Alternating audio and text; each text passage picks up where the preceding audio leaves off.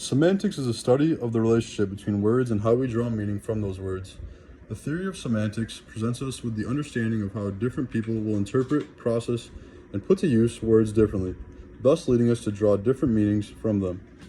Essentially, semantics impacts every conversation or line of communication that we have, whether we are aware of it or not.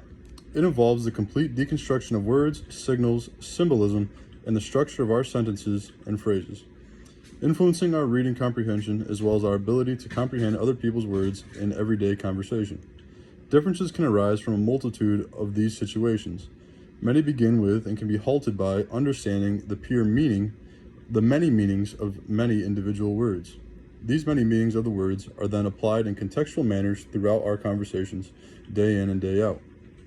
Simplistically put, the language and forms of conversations that we have on a daily basis would be completely unrecognizable if it was not for the role of semantics. Semantics has not only evolved our patterns of communication and the use of language, but semantics as itself has continually evolved as well. The greatest realization made from semantics that we can receive on a daily basis is that it allows us as unique individuals to draw our own conclusions on the usage and meanings of the words in play. In reality, semantics actually exposes themselves in all forms. Specific examples can often be found in puns and slang. Something that I found more simplistically that can connect to people is on a more linguistic level and can be found in connotations. Connotations are forms of words. A denotation is the standard definition of a word, but a connotation is the emotion or the feeling, the expression that we receive from words that is presented from the use of the word.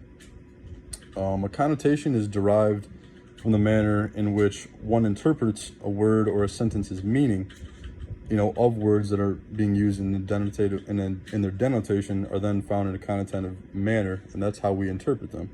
Oftentimes, a connotative word can be replaced with a synonym that carries a much different emotion with it, but its denotation means the exact same thing or something similar. So it's really how words connect and how we process those words and how then we apply them to our life, which is pretty much semantics, and which is what we know as connotations. Connotations are heavily ingrained into semantics and can either be neutral, positive, or negative in connection with the emotion that they convey and in the fashion in which they're currently being used in. And since we're touching on different effects of connotation, let's look at the connotations of the word different itself.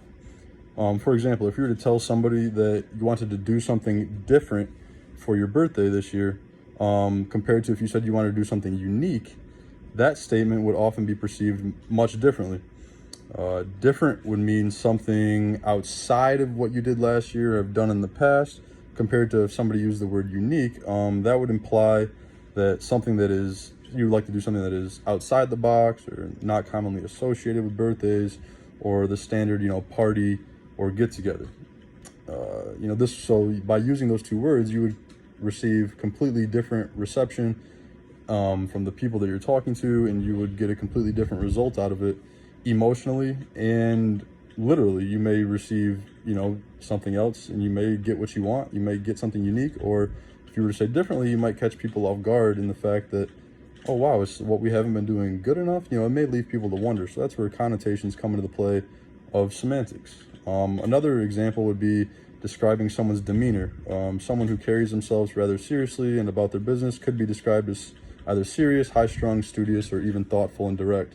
All of these words would describe someone accurately, but the emotions that are conveyed through them would be very different. They would be perceived differently and would, like I said, would lead someone to react on a completely different aspect. A personal example of semantics I can say is I can connect directly is to the use of some kind of slang that I use amongst my different friend groups. My one friend group and I often say the phrase, "Let's get right." To us, this means a multitude of things, depending on the situation, the time, and the place. But if I was to, for example, it can mean anything to do something from do something good, to go have fun, to make sure you perform well, to make the most out of something that you're doing, or to get yourself in a certain frame of mind to do something or to be about something. But if I was to say this phrase to my other group of friends, really in any manner, they would be confused and would probably assume that I'm trying to like correct them, and then that they're doing something wrong and that they need to fix it. All of that is far, from what I would mean. But since I'm aware of how they would, conceptualize that phrase and take it into account, I don't use it with them and would instead say something else if I was trying to accomplish that or get that point across. All in all, semantics, without semantics, our conversations would be, overcomplicated and dry. And it's important to be able to understand, our situation and correctly use semantics to our advantage.